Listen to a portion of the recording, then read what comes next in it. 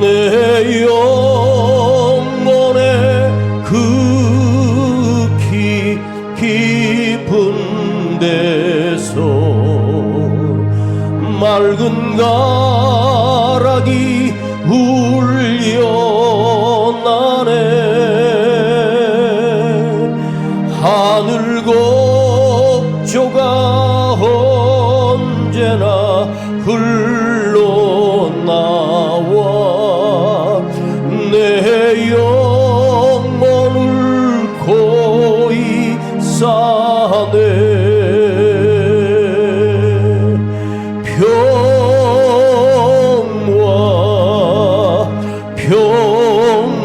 평화로다. 하늘 위에서 내려오네. 그 사랑의 물결이 영원토록 내 영혼을 덮으소서. 내 마음속에 솟아난 이 평화는 깊이 묻힌 보배로다.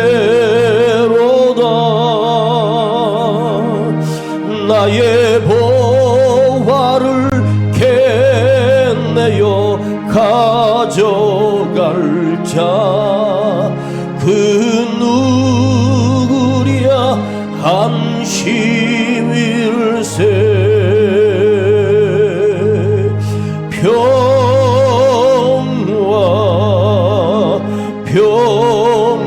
평화로다. 하늘 위에서 내려오네. 그 사랑의 물결이 영원토록 내 영혼을 덮으소서. 이 땅 위에 험한 길 가는 동안 참된 평화가 어디 있나. 우리 모두 다 예수를 친구 삼아 참 평화를 누리겠네.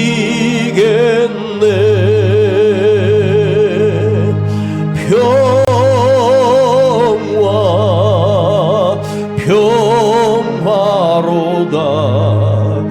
하늘 위에서 내려오네. 그 사랑의 물결이 영원토록 내 영혼을 덮으소서.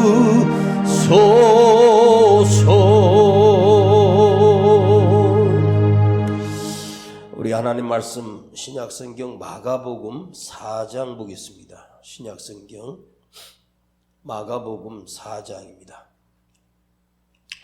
신약성경 마가복음 4장 35절부터 41절까지 마가복음 4장 35절부터 41절까지 읽겠습니다.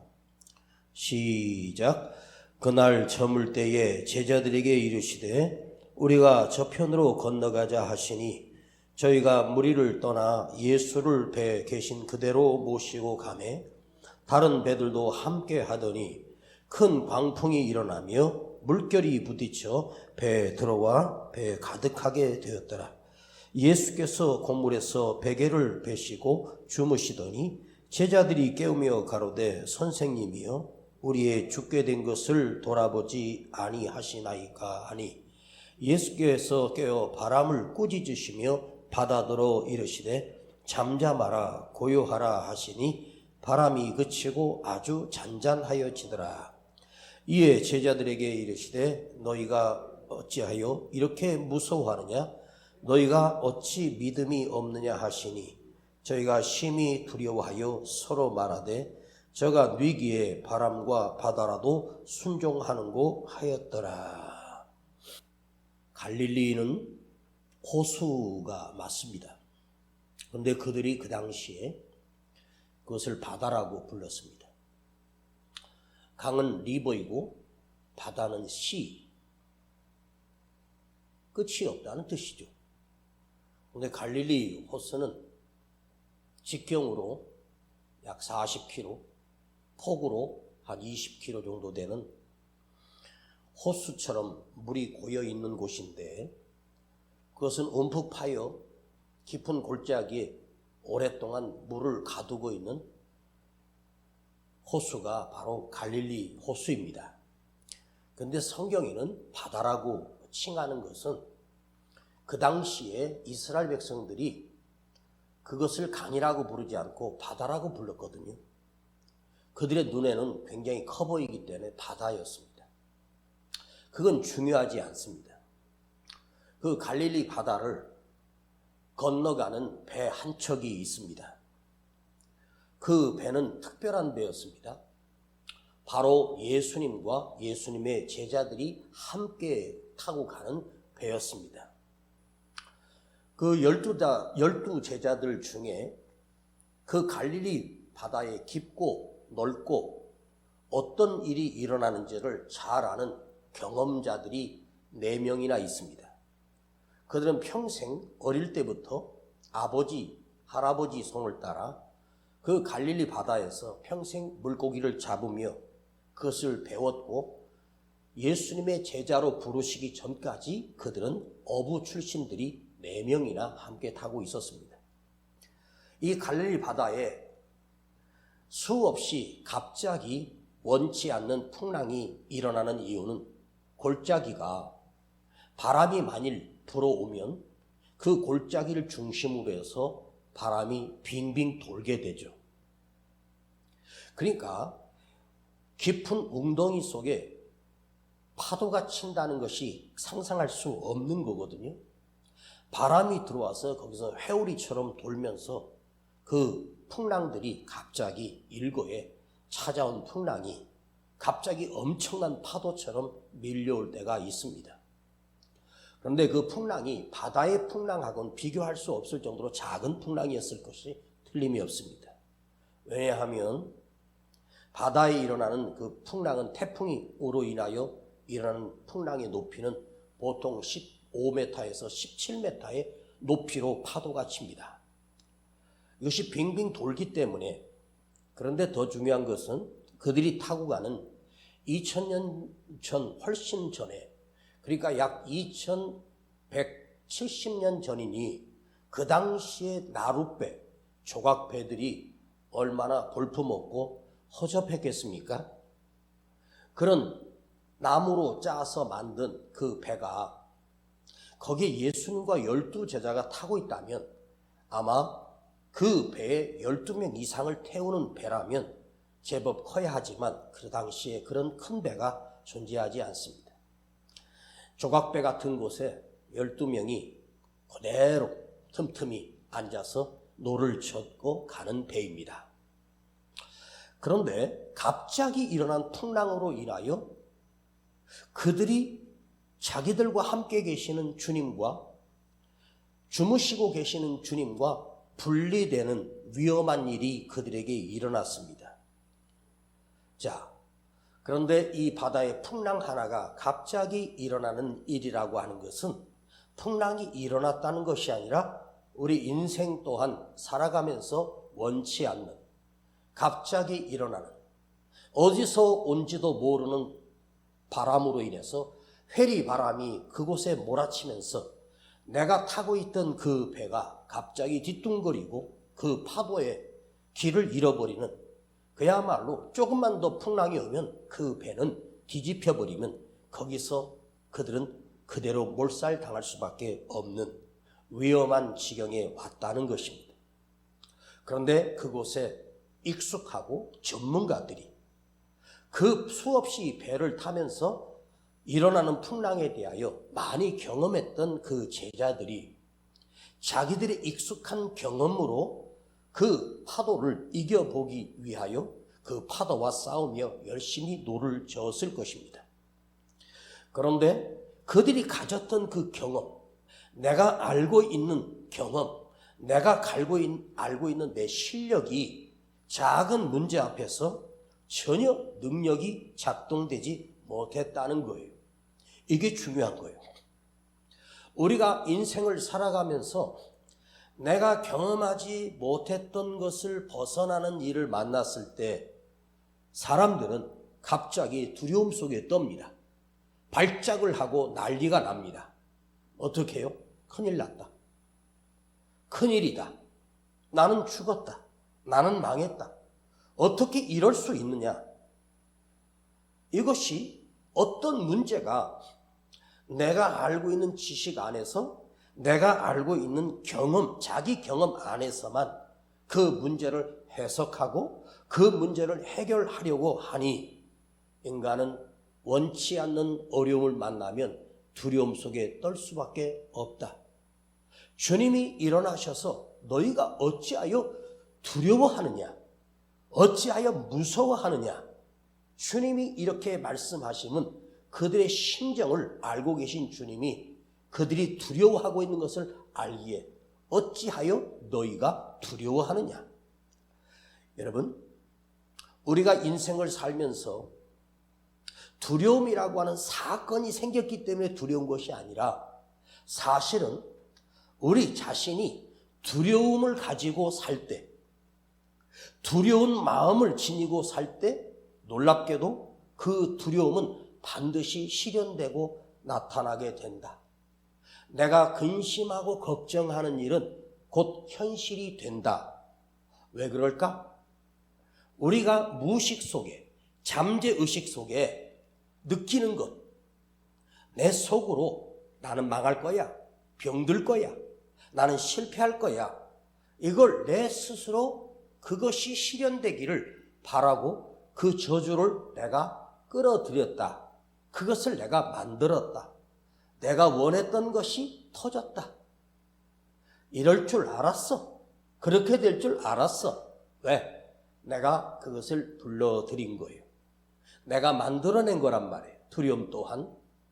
그런데 이 두려움이라고 하는 이 생각, 두려움이라고 하는 것은 사실 생각에서 오는 거거든요. 근데 이것이 나를 진짜로 그렇게 수렁에 빠뜨리게 된다는 거죠. 난 틀림없이 병들고 말 거야. 난 틀림없이 실패하고 말 거야.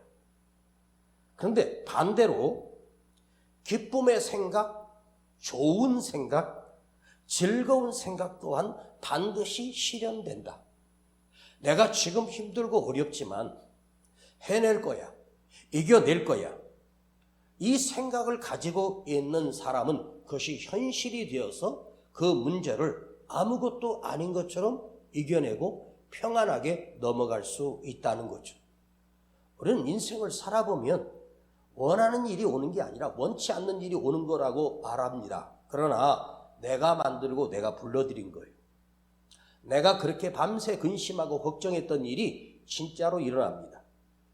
사실은요, 우리가 살아가면서 병원에 가서 암이라는 진단을 받으면 사실 암이 두려운 게 아니에요. 암보다 더 무서운 게 뭐냐면 그 암이라는 소리를 듣고 불안과 공포심이 훨씬 더 크다는 거예요. 이거 큰 병이다. 난 이제 죽었다. 그런데요, 한번 생각해 보세요. 우리가 인생을 살면서 잃어버리는 것이 있고 얻는 것이 있어요. 얻는 것이 있고 버리는 것이 있거든요. 자, 그런데 얻고 또 가지고 더 많이 채우는 건 불가능합니다. 다시 재개발, 재건축이라고 하는 단어가 뭐냐면 원래 있던 것을 부셔버려야 새 빌딩을 올리는 거거든요. 하나님께서 이스라엘 백성을 고치실 때 어떻게 하냐? 파괴하시고 건설하셔요. 채찍으로 그들을 파괴시킵니다. 완전히 초토화시킵니다. 그리고 끌려가 포로가 됩니다. 그리고 다시 건설하고 다시 세우십니다. 우리가 인생을 살면서 다 가질 수는 없어요. 그렇게 돈 많은 회장님이 건강이 없어요. 건강이 약해서 일찍 죽어요. 그렇게 똑똑하던 사람이 근심 걱정으로 정신병자가 돼요. 다 가질 수 있는 건 없어요. 돈도 다 갖고, 수명도 다 갖고, 건강도 다 갖고, 자녀도 다 갖고, 다 가질 수는 없어요. 인생의 원리는요, 얻은 것이 있으면 잃어버리는 것이 있고, 잃어버리는 것이 있을 때 하나님께서 내 손에 쥐어주는 것이 있단 말이에요. 우리는 지금 스마트폰이라고 하는 컴퓨터 한 대를 여러분 손에 쥐고 있습니다. 다 활용하지 못해도 핸드폰이라고 하는 것이 이미 우리나라에 어린애부터 할머니까지 다 갖고 있습니다. 그런데 그 핸드폰에 익숙해져 있다 보니까 핸드폰 때문에 세계 모든 정보를 거기에 백과사전보다 천과사전보다 만과사전보다 더 많은 정보들이 다 있습니다. 그런데 보세요. 핸드폰이 우리 속에 있으므로 어디 누구에게든지 연락할 수 있고 통화할 수 있습니다. 굉장히 좋은 시대를 살고 있어요. 그런데 이런 것이 무엇입니까? 핸드폰 때문에 머리 쓰는 일이 없어요. 제가 예전에 집회를 다닐 때 제 차에 내비게이션을 장착을 했습니다.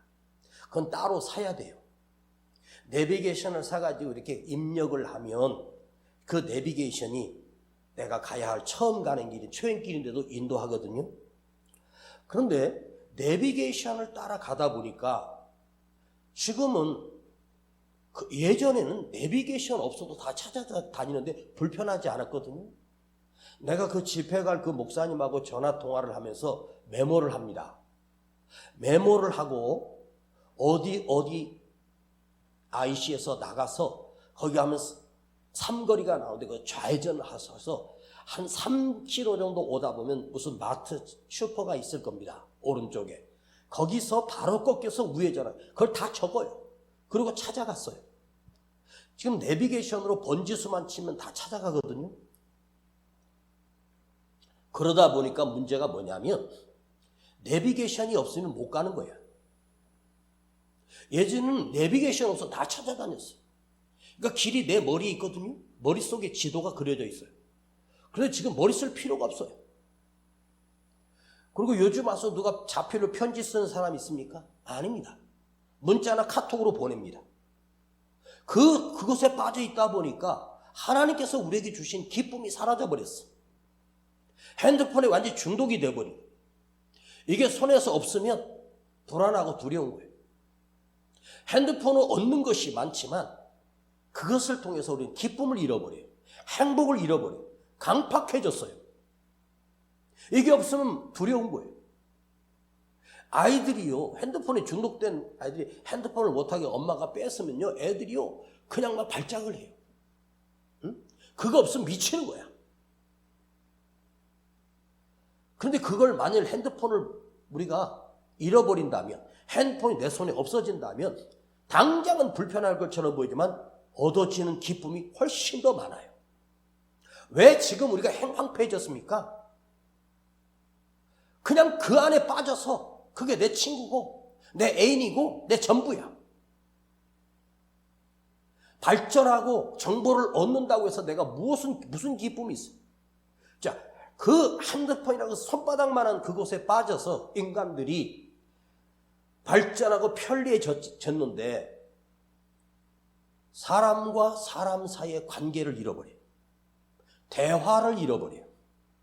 말이 안 통합니다. 이제 젊은 애들은 AI랑 대화합니다. AI 속에 애인을 만들어가지고 그 애인하고 문자를 보내고 대화를 합니다.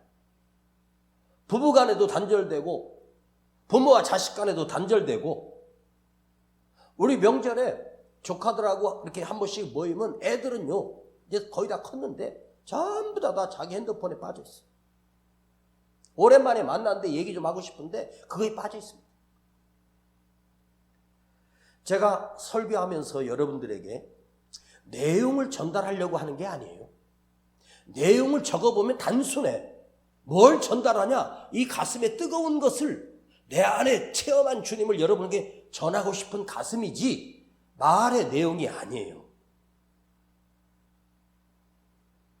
그것 때문에 다른 사람들의 말이 내게 들려지지도 않고 이해도 안 하고 이기적이 되고 자기밖에 몰라요.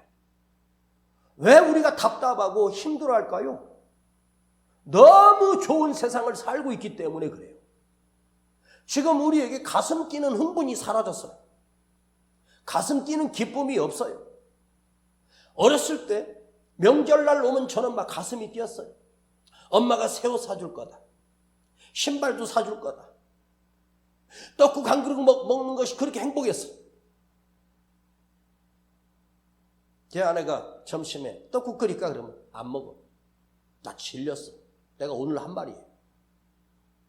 그때는 1년에 한 번 먹는 떡국 먹기 위해서 그 친척집마다 다 돌아요. 다 돌면 그 집집마다 가서 거기서 이제 그 형제들하고 또 뭐 혈육들 만나면 가서 인사하고 또 떡국 한 그릇씩 얻어먹는데 제 기억으로는 하루 종일 떡국을 7, 8그릇을 먹었어요. 근데 그렇게 맛있었어요. 배 터지라고 먹었습니다. 그때 쌀이 얼마나 귀했겠습니까? 떡국을 먹으니까. 그 쌀로 만든 떡국이 그렇게 달고 맛있었어요. 근데 지금은 떡국을 먹어도요, 아무 맛이 없어요. 왜 그럴까요? 옛날에 먹던 그게 그렇게 맛있었는데 지금은 그게 맛이 없어졌어요. 왜 그래요? 우리 입맛이 변했어요. 너무 좋은 것을 먹고 사니까 입맛이 버려요. 또 나이가 먹고 늙으면 입맛도 없어요. 그때는 왜 그게 맛있었을까? 배고팠거든요. 맛이 땡겼거든요. 뭘 먹으려면 침이 벌써 나와서 막 침샘이 자극하고 그랬는데 지금은요, 기대가 없어요. 너하고 나하고 서로가 대화가 불통. 왜? 너무 좋은 세상을 사니까 소통이 사라졌어.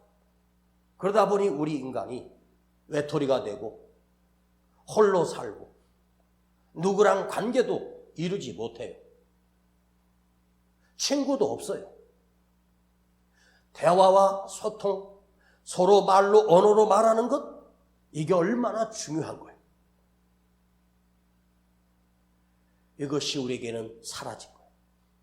그래서 차라리 그 전화하려면 한참을 걸어가 우체국에 있는 그 공중전화로 전화하려면 비용이 비싸서, 옛날엔 그 공중전화 비용이 비싸서 어떻게 했냐면 전보라는 걸 보냈거든요.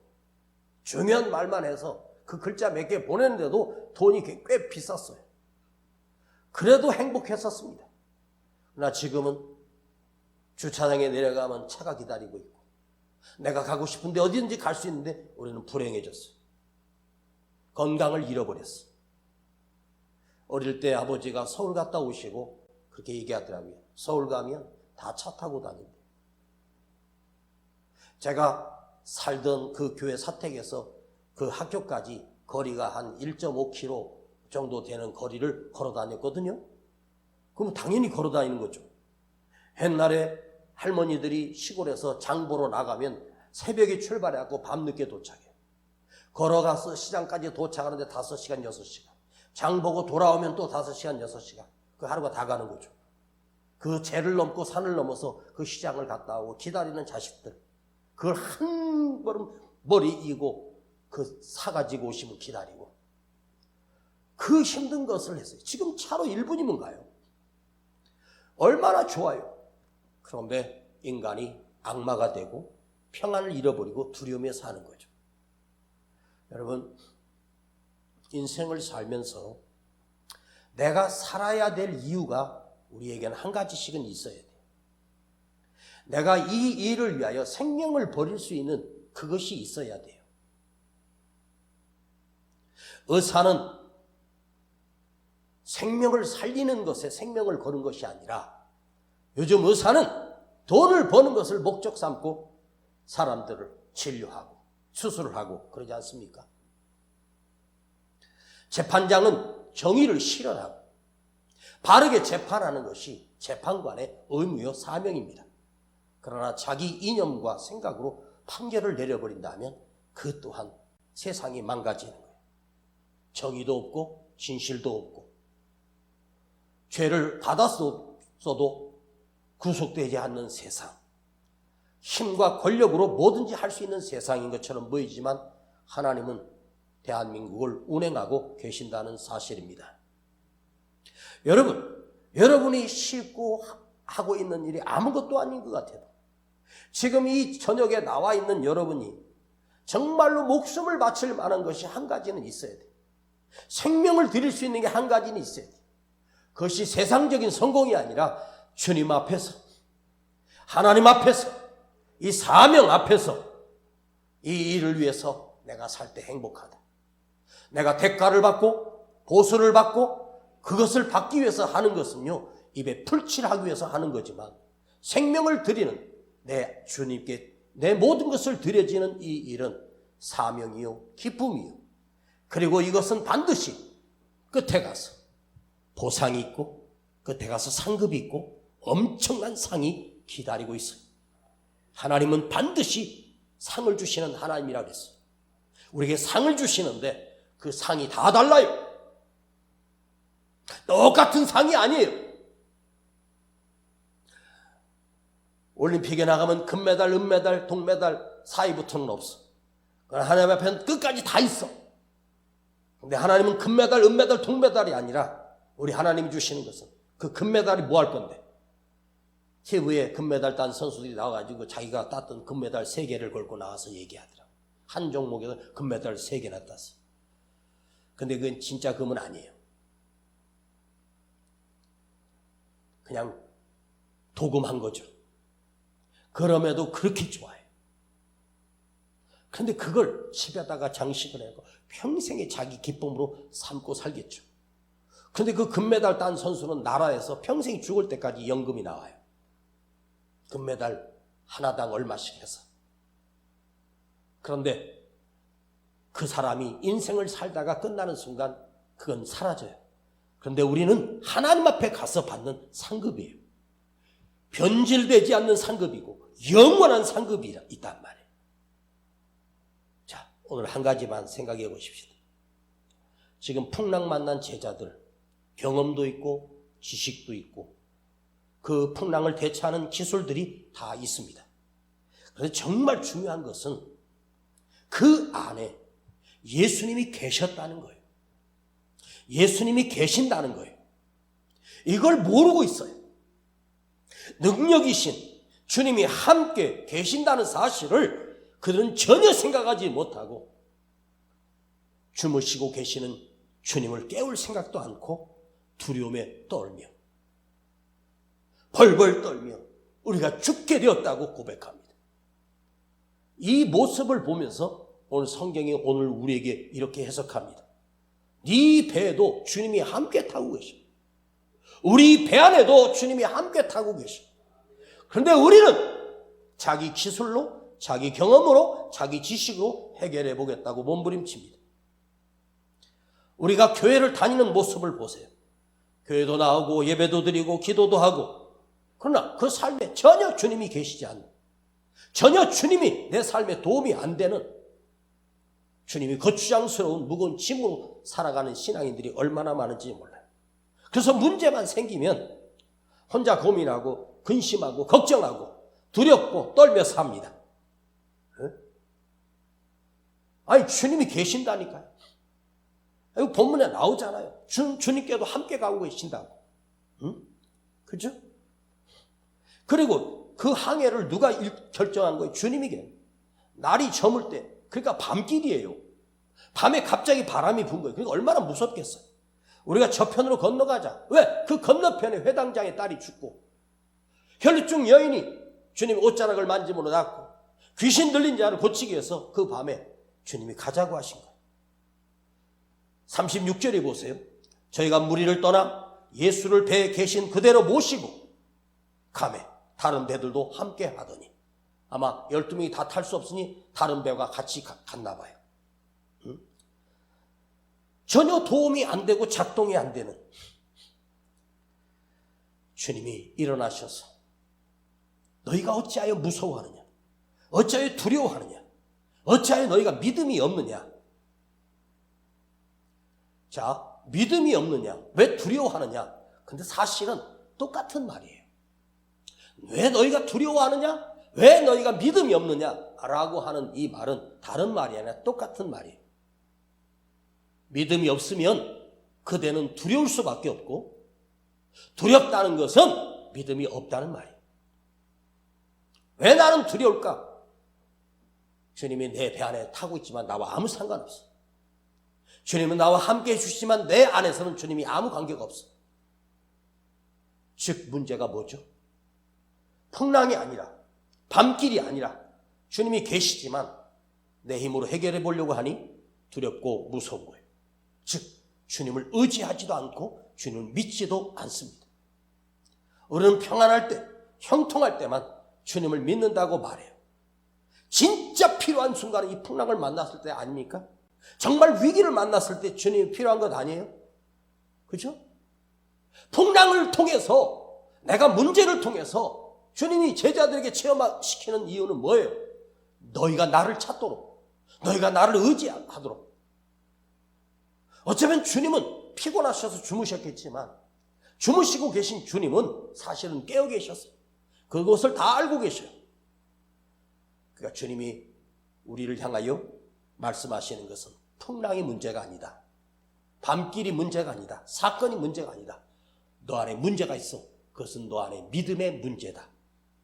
분명히 문제는 풍랑인데 풍랑이 내가 지금 돈이 없기 때문에 힘들고 사업이 어렵고 형편이 어렵고 이렇게 말합니다. 그게 문제가 아니라 주님이 내 안에 안 계시기 때문에 주님이 없기 때문에 우린 두려운 거예요. 놀랍게도 주님은 믿음 없는 것이 문제라고 우리를 책망하십니다. 그대는 믿음이 있습니까? 내가 지금 믿음이 없다는 것은 지금은 문제 앞에 우리는 늘 두렵고 내가 해결하려고 몸부림칩니다.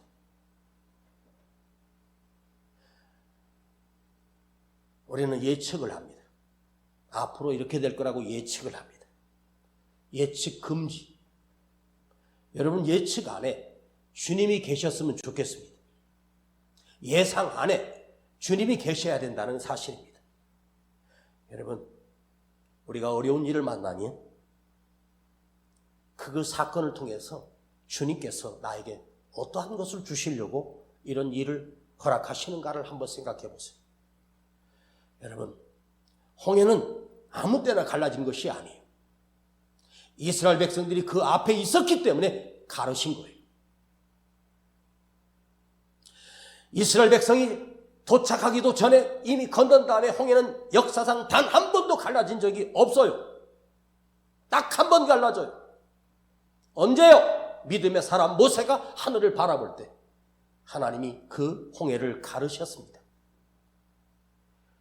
여러분이 지금 힘들다고 하는 건 예측하는 거예요. 이제 내 어려울 거야. 예측 금지.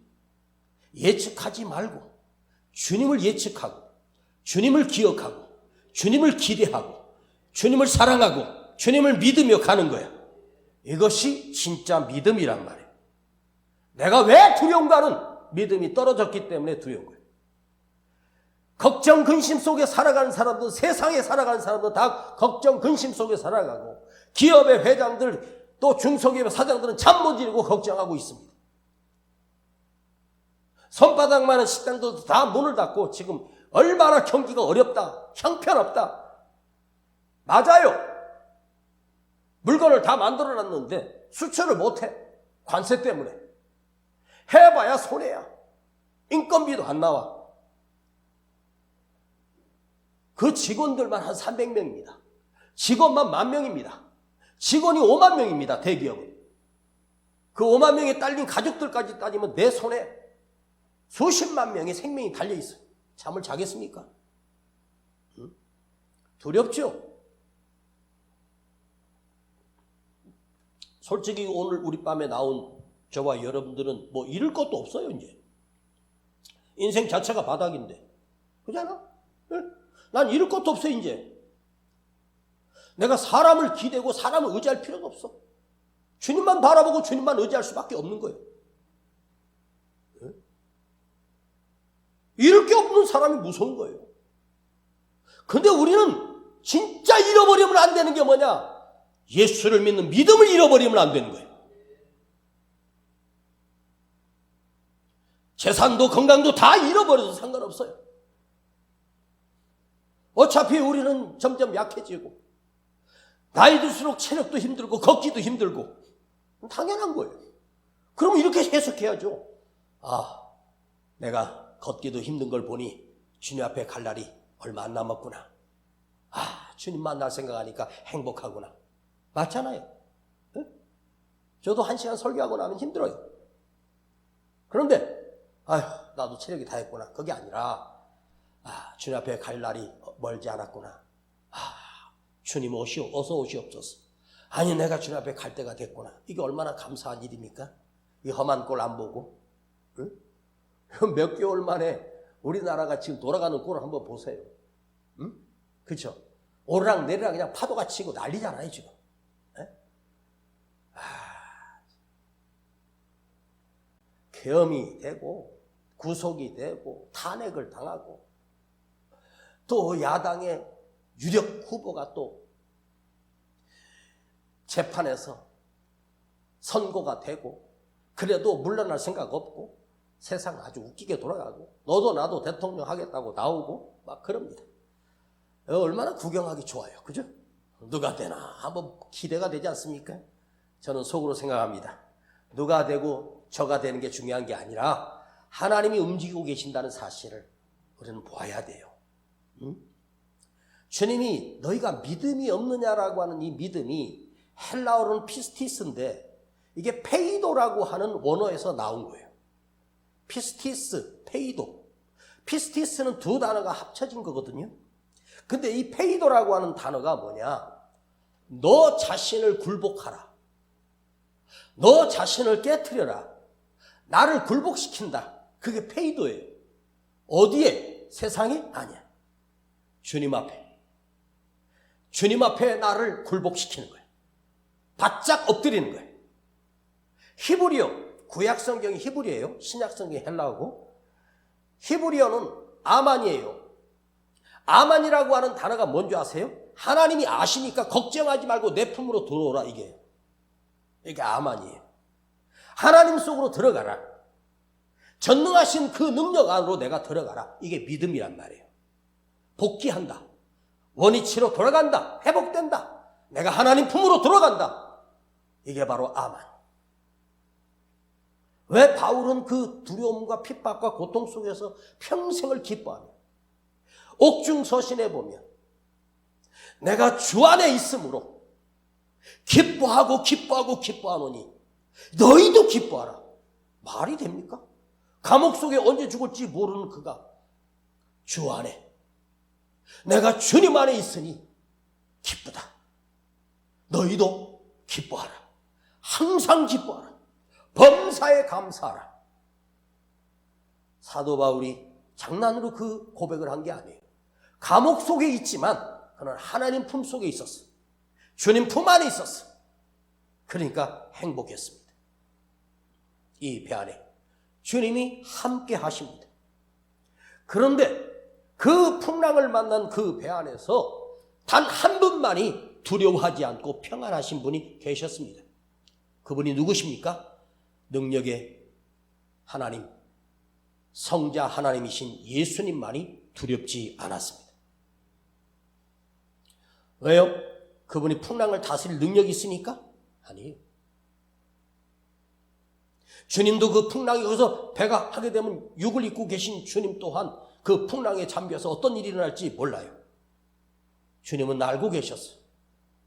그 풍랑이 당신의 사랑하는 제자들을 나를 경험하게 하는 기회로 주님이 그 풍랑을 사용하셨어요. 풍랑이 다스려진 것이 능력이 아니라 그 안에서 평안하신 그 주님의 능력입니다. 여러분, 마지막으로 피스티스 무엇인지 아십니까? 평화입니다.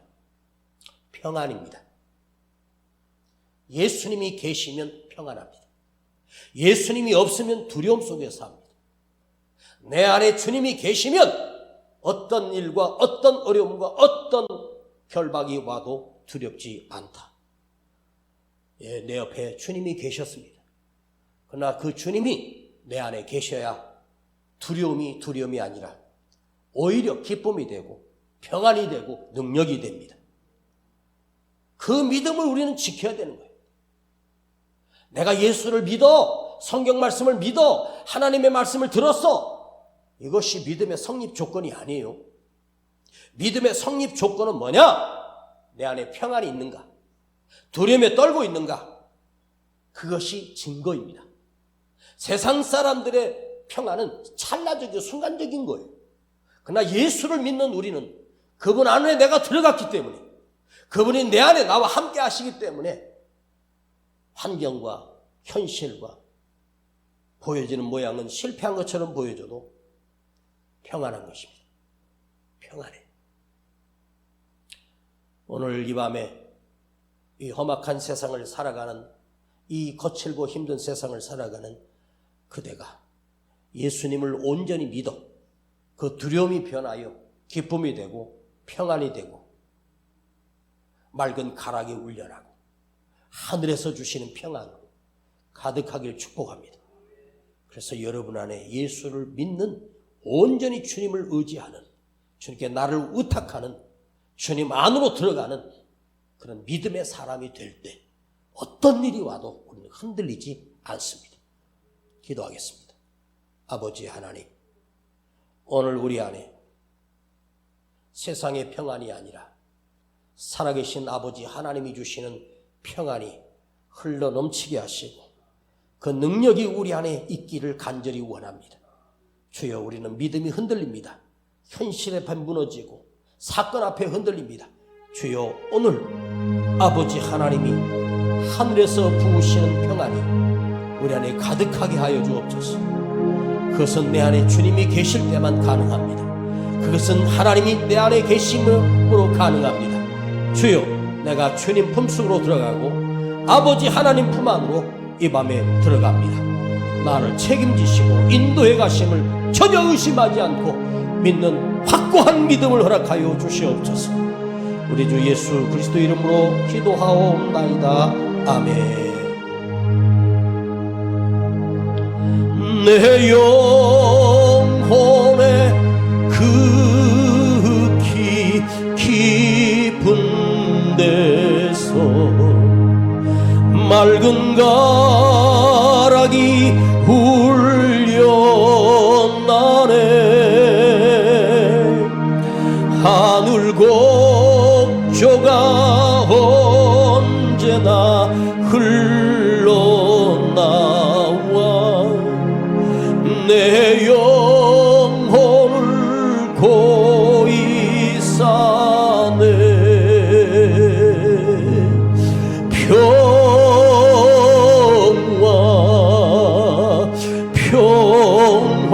평화로다.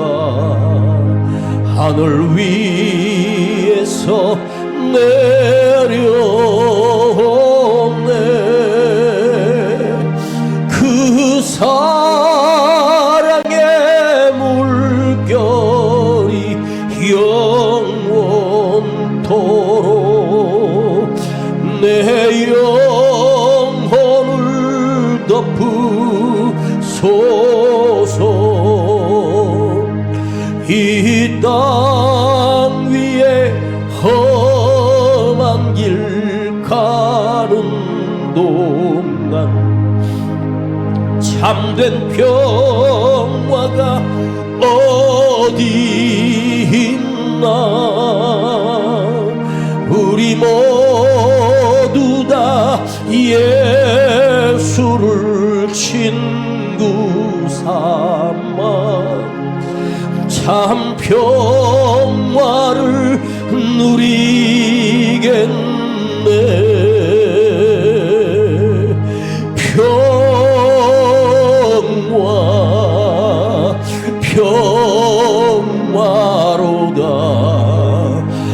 하늘 위에서 내려오네. 그 사랑의 물결이 영원토록 내 영혼을 덮으소서. 오늘 이 밤에 기도하겠습니다. 우리는 두려움에 떨 수밖에 없고 환경을 보고 무너질 수밖에 없는 열악한 존재입니다. 내 힘으로 살아갈 수 없는 험한 세상을 살고 있습니다.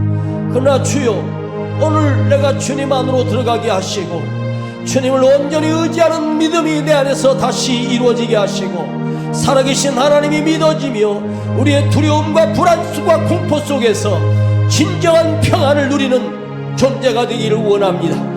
주님이 이 땅에 오신 이유는 우리에게 평안을 주시기 위하여 오셨습니다. 그것이 바로 구원이며 영원한 생명입니다.